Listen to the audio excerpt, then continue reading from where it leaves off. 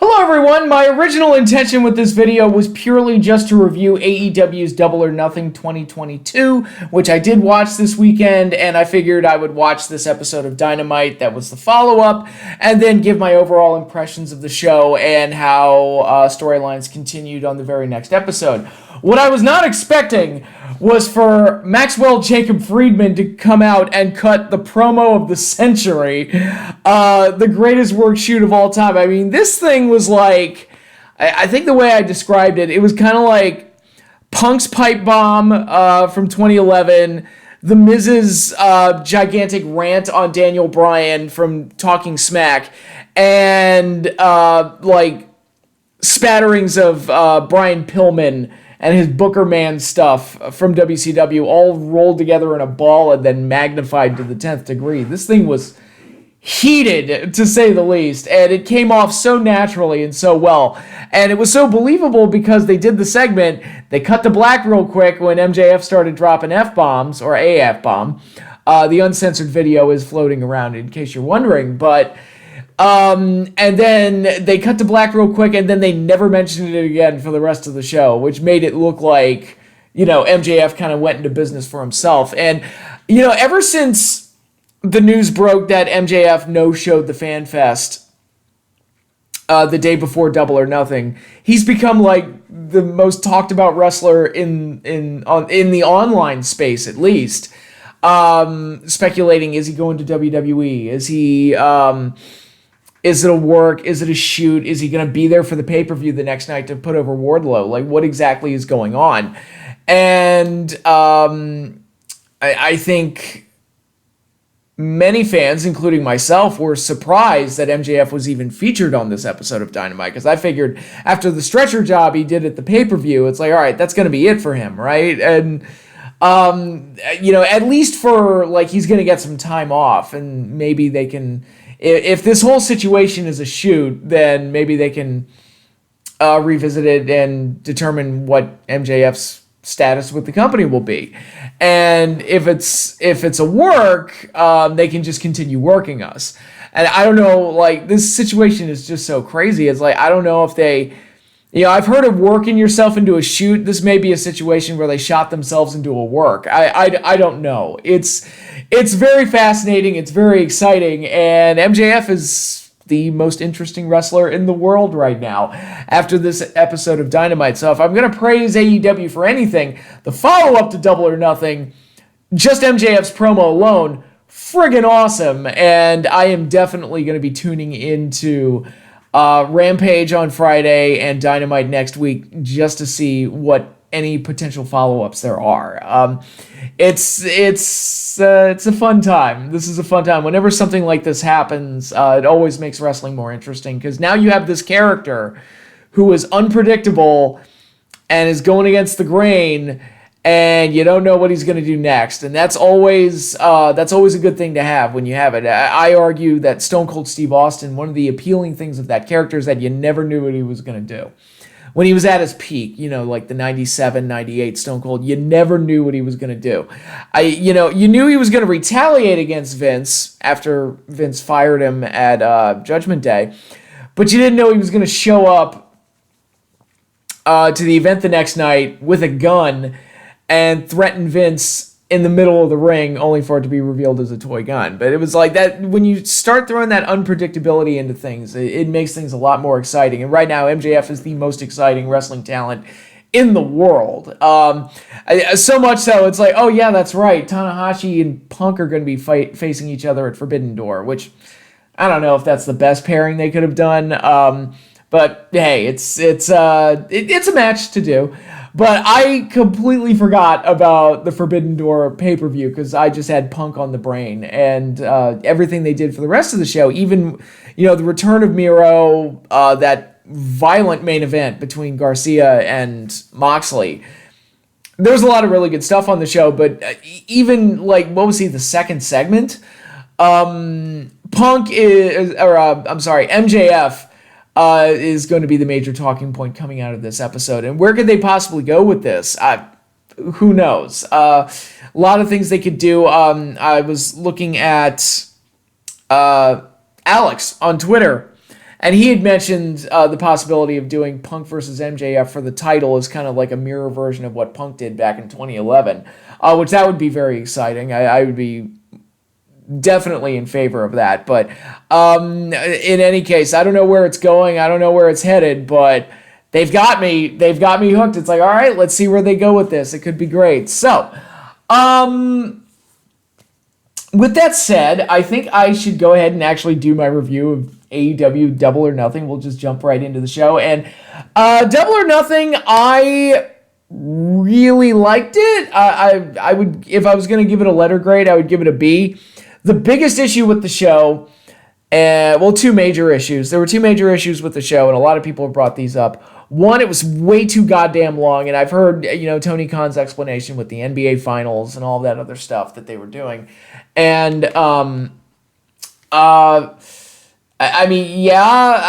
guess that would make sense if the show was on free TV, but it's a pay-per-view. Like, nobody's going to order a wrestling pay-per-view, watch the NBA championship, and then go back to watching the wrestling pay-per-view. You're going to pick one over the other. And the pay-per-views are on demand now, so if you're going to watch both, they'll probably watch the NBA championship and then watch the wrestling pay-per-view the next day at their earliest convenience. So, I don't know, but in any case, the show was way, way, way, way too long. And the other major problem is that there were a lot of botches on this show.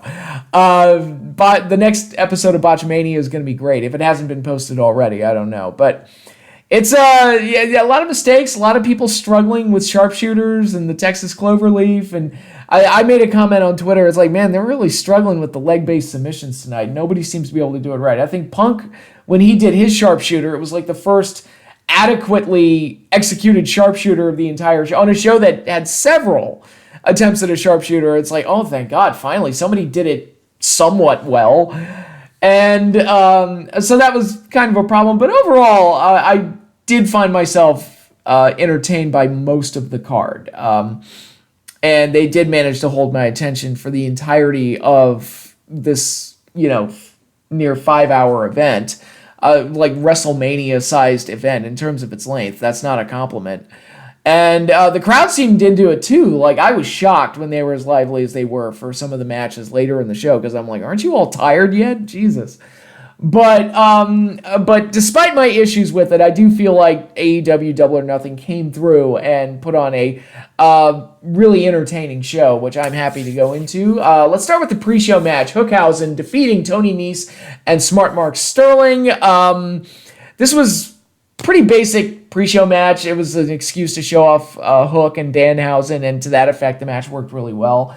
I would have probably, if it were up to me, I would have considered moving it to the main card and just using it as a filler match in between, and put something else on the pre-show, and I'll get into that when I talk about the main card. There were a few matches that could have been in the pre-show, if not dropped entirely, but yeah, let Hook, who's like massively over, and let Danhausen, who's massively over, just let them be on the main card and give them the Hacksaw Jim Duggan spot. You send them out there, they do their shtick, and they're backstage in like 3-4 minutes.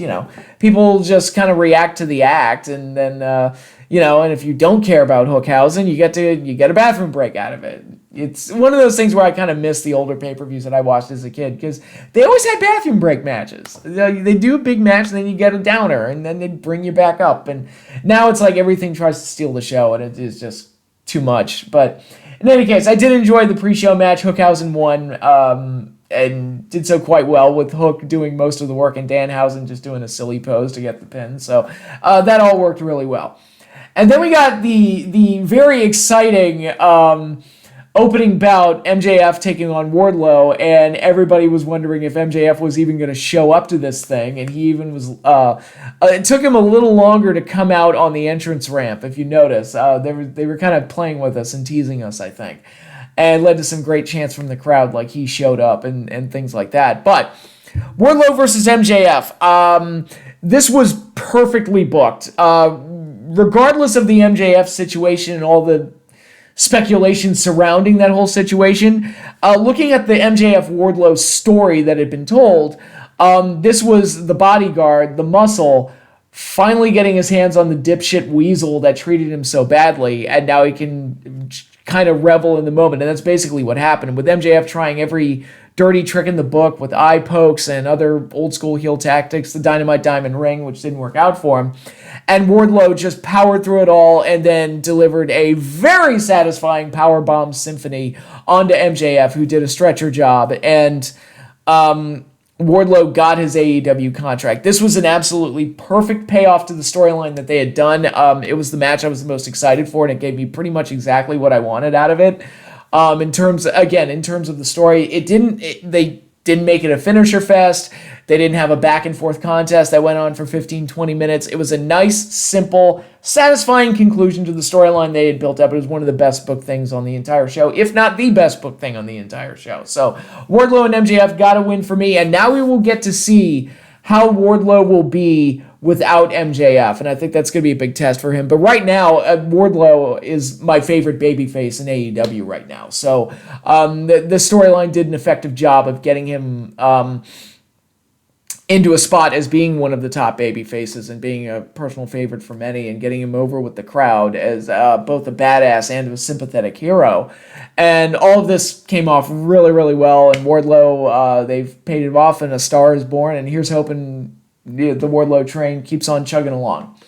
Next up, we got the Dream Tag Team match. The Hardy Boys very surprisingly defeating the Young Bucks. I don't know if that was an issue of the Hardys getting their win back because the Bucks won the ladder match back in Ring of Honor years ago, but I don't know if that was the thought behind it, but it seemed very strange that the Hardys would go over in this match, since the Bucks are going to be the more reliable hand on the tag team scene, shall we say. Now, this match was not bad. It was actually quite good, largely because of the Young Bucks doing an entertaining bit, and even Brandon Cutler interjecting a lot into the match, and them kind of carrying the Hardys a little bit. Jeff looks bad. I don't know what it is. I don't know if he's fallen off the wagon, but I'd made the comment that it's I think his body's giving up on him. I think the history of the big bumps has finally kind of caught up with him, because he's Matt's maybe lost a step or two, but Jeff feels like he's lost 4 or 5 steps. He's not in the best shape. He looks slower. His timing's way off. The Bucks had to basically stand there and wait for him to hit his spots at certain points. Jeff did not look good in this match, but fortunately everybody else around him was able to make it work and put together a fairly acceptable match. And if I were Jeff, I would consider possibly retiring after this, because I don't know if you jumping off of high places and throwing your body to the ground is something you should be doing at this stage of your life. And you could there's better things you could do than doing swanton bombs onto steel steps or whatever that was. But yeah, the match itself was good. You got a lot of tag team action out of it, and like I said, I think the Bucks were able to carry them to something respectable, and probably beneath what we're used to seeing out of the Bucks, but probably above what the Hardys are capable of at this stage in their careers. So the match worked out fine. And next up, we got a match that I felt should have been on the pre-show. It's Jade Cargill successfully defending the TBS Championship against Anna Jay.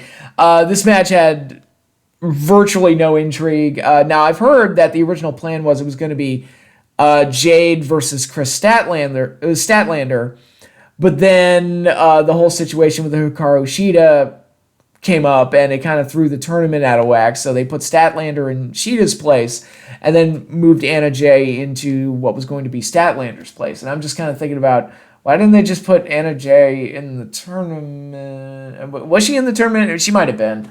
Let me see. Do I have the brackets here? Let's have a look-see. I don't see it. I don't see the brackets, but... oh, wait a minute. Here we go. Okay. Yeah, was Anna Jay even in it? I don't see her name. Yeah, no. Anna Jay was not in the tournament. So, yeah, they could have just put Anna Jay in the tournament. But in any case, the match itself, not great. This was a weird case where Anna looked like she has improved considerably. Her execution of a lot of the moves looked a lot better than she had maybe a year ago. Anna's looks like she's improved tremendously, but Jade looked like she'd regressed. And yes, Jade's still young, and Jade's, kind of like the female Goldberg at this point. They just need her to go out there and smash people, and that's kind of what she does. And she's got the great superstar look. But she had been improving, and this match almost felt like a regression where she was mistiming stuff, and a lot of the stuff that did look like very cooperative between her and Anna Jay, and it felt like Anna Jay was kind of leading her by the nose. I don't know. You'd have to ask them. But the match was very clunky.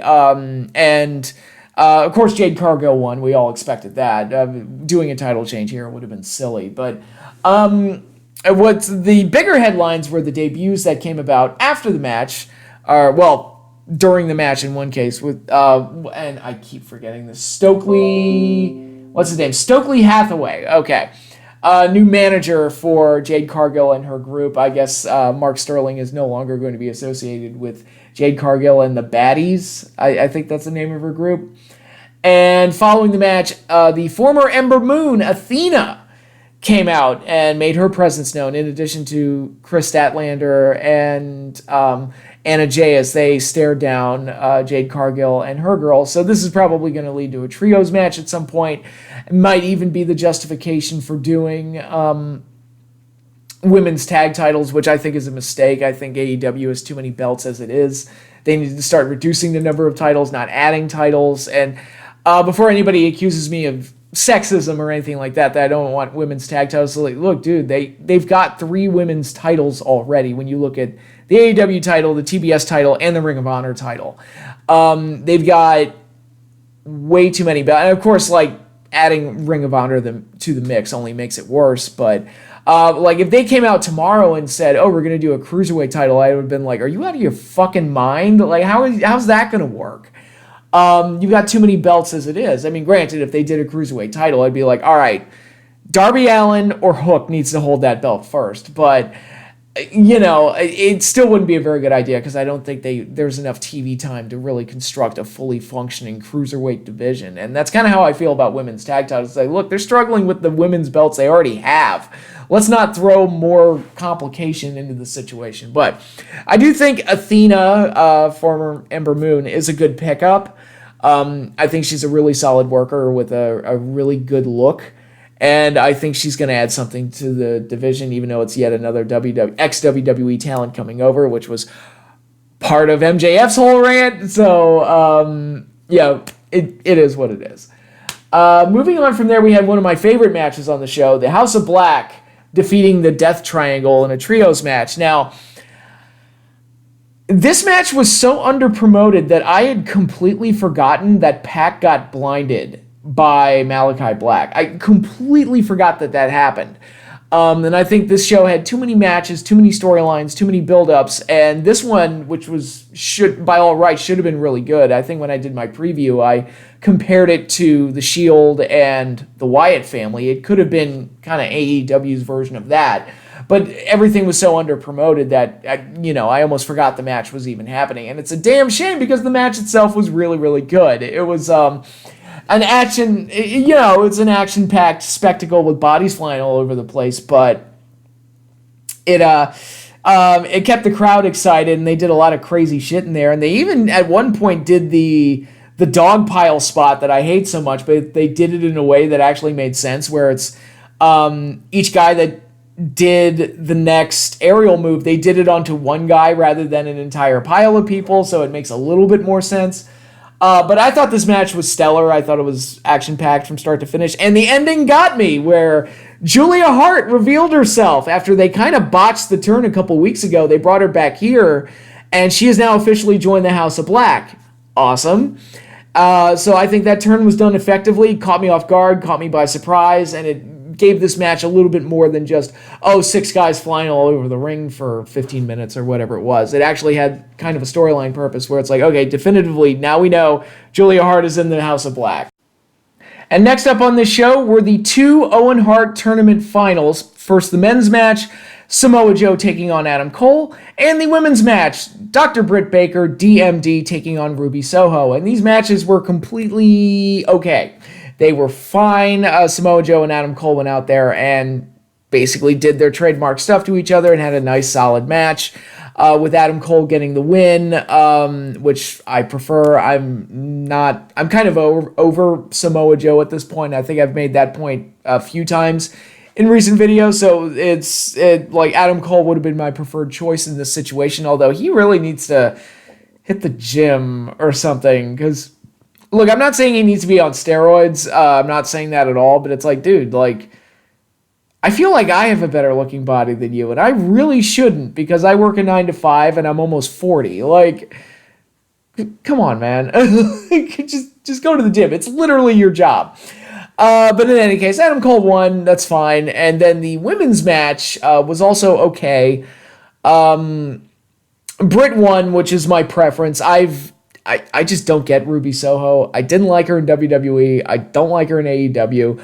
I don't get the character. I don't think she's the greatest worker in the world. I just don't see the appeal in her. So I was expecting her to win this, because I was thinking that the Toni Storm Britt Baker feud would continue and Toni would do something to undo Britt's cheating and lead to a Ruby Soho victory, but they didn't do that. Looking back on it, with Adam Cole winning, I should have realized that Britt was going to win as well. It's like, okay, the power couple gets the tournament wins here. So Britt winning was my preference, to be perfectly honest. But the best part about this was the post-match, where Dr. Martha Hart came out, gave a nice speech, and presented the Owen Hart Tournament Championship belts and the trophy to Britt Baker and Adam Cole.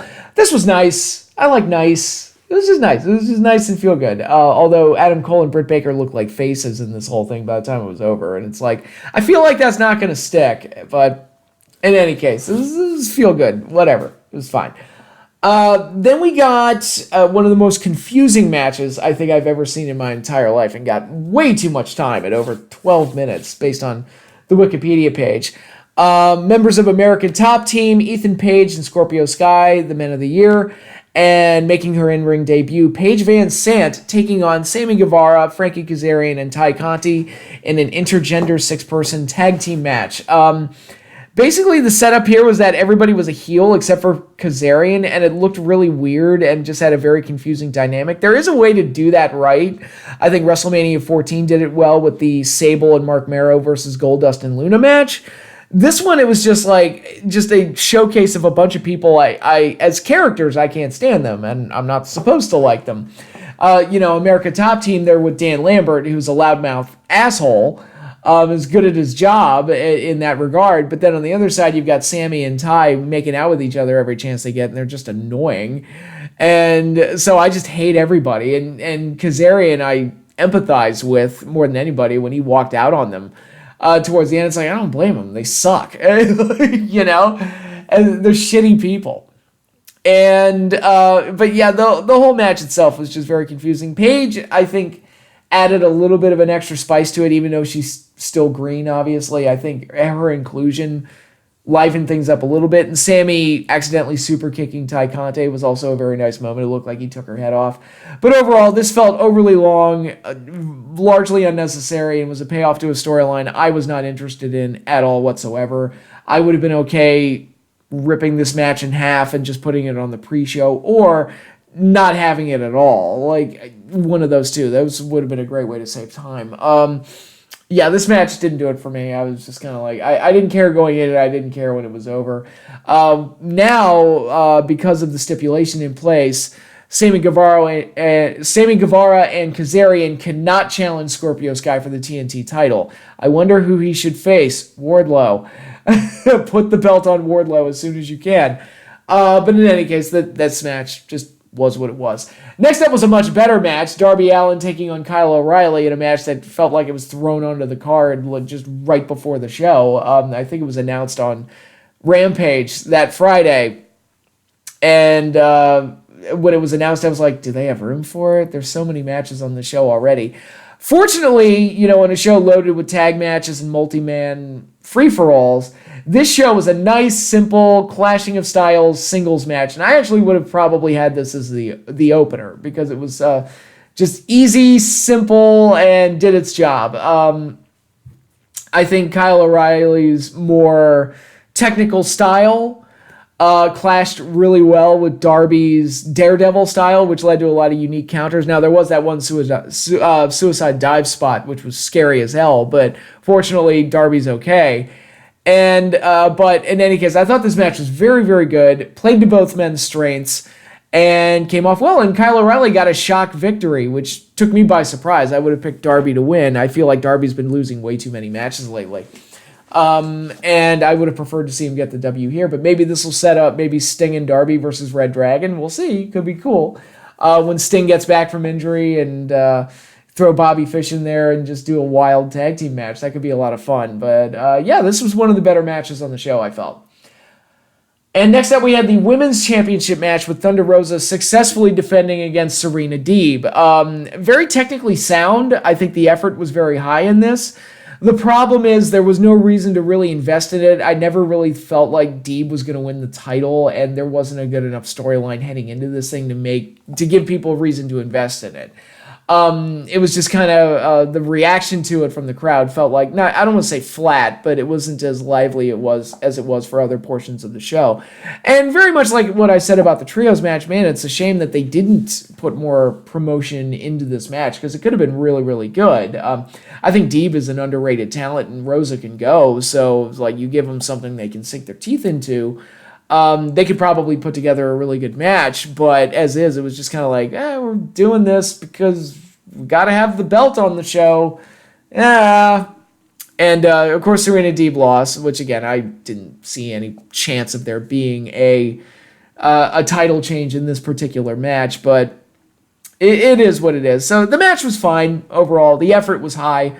It's just that they didn't give them enough to really work with, and it was just them trying to make the best out of a less than desirable situation. But next up, we got an absolute wild, violent war as the Jericho Appreciation Society defeated the Blackpool Combat Club and Eddie Kingston and his friends, I guess we'll call them, in the Anarchy in the Arena match. This was a absolutely insane match, beginning with the ring announcer saying that shit was going to hit the fan and Wild Thing playing on an endless loop until Jericho broke the soundboard. Definitely gave me New Jack flashbacks with the whole like playing the theme song the entire time. And fortunately they cut it off though, because it was just starting to get annoying, and then they cut it off, which is good.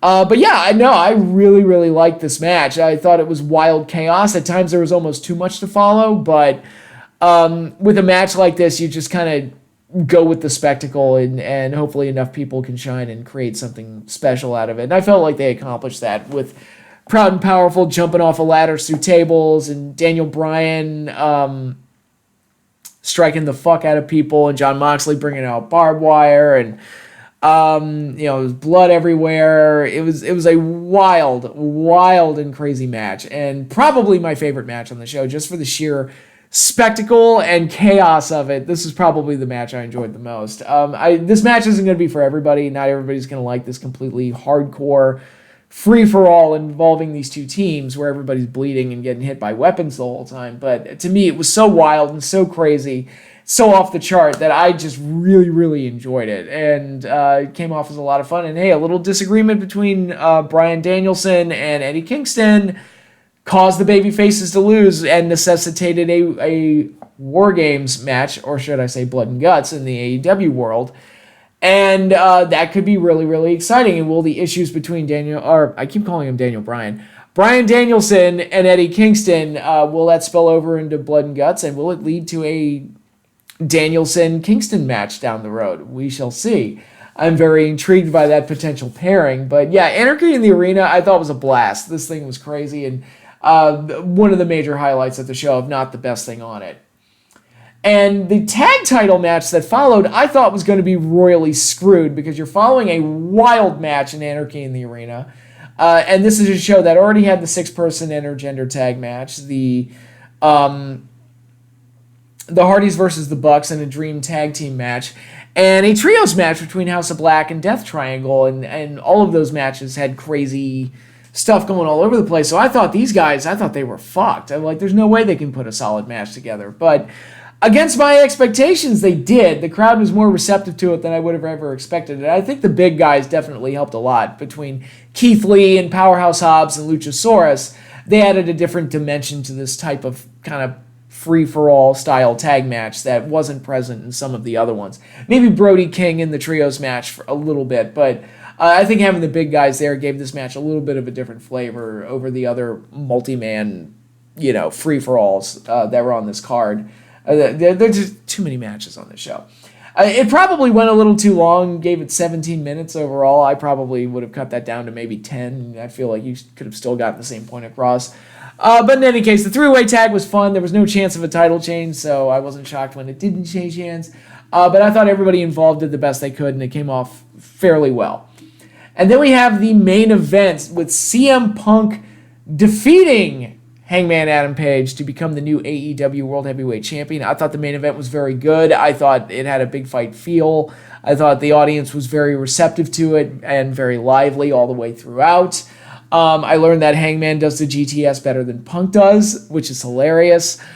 And they even kind of referenced Brett and Piper from WrestleMania 8 with that finish, where anybody who remembers that match, Piper was going to hit Brett with the ring bell, but then decided not to do it and instead put on a sleeper, which Brett then countered with an awesome kick off of the turnbuckle and used it to pin Roddy Piper. Came off very, very well, great finish. And they kind of, like I said, they referenced it here with Hangman making it look like he's going to smack Punk with the belt, but he decides against it and instead sets up for the buckshot, which gives Punk his opening to counter and then hit the GTS for the win. We have a new AEW World Champion. And if they use this as a way to get MJF and Punk for the title, and that whole situation that Alex brought up earlier, I think this could be really, really good, and I hope they go in that direction. And, some people are complaining that Punk got the title because he's an old guy and an ex-WWE guy. But I think Punk stuff is usually very good, especially in the creative storyline side of things. And I think having the world title on him will make the show feel bigger and better. And hey, it already does with the first show in LA and that MJF promo. It already feels kind of big. But I feel like I'm talking more about the fallout of the match than the match itself. Punk and Hangman I thought was very, very good. It was a very good main event, and kudos to them for being able to pull it off in front of an audience that had been there for God knows how long, waiting for this damn show to finish. Thank God the next day was Memorial Day and nobody had to go into work the next day, but the show was too long and they throw a 25-minute main event at the end. It kind of was like, on paper, it kind of reminds me of Roman Reigns and Triple H at 32, where that show was ungodly long, and then you had a half-hour main event on top of it that nobody cared about. But I think Punk and Page made it work, and they were actually able to put together a very exciting match. And I'm looking forward to seeing where Punk's title reign goes from here. We know he's going to be facing Tanahashi at Forbidden Door. Wouldn't have been my first pick. No knock on Tanahashi. I like Tanahashi. It's just that it's like, it's an interesting pairing, but I feel like they could have done other more interesting pairings, if that makes sense. But we will just have to wait and see where this whole Forbidden Door situation and the whole MJF situation goes moving forward. All I know is that I'm excited for it, and I can't wait to see where it goes. But that is all I have for you now. Thanks again, everybody, for watching. If you want to keep up with this channel, be sure to like, subscribe, comment down below. I make a habit of responding to just about every comment that I get. I enjoy doing it. So be sure to do that. And if you want to know when new videos are posted, just hit the little bell icon down below and you will be notified. Also, if you want to follow me on Twitter, the link will be in the description, so check me out there. But that is all I have for you now. Thanks again, everybody, for watching, and I will see you all later.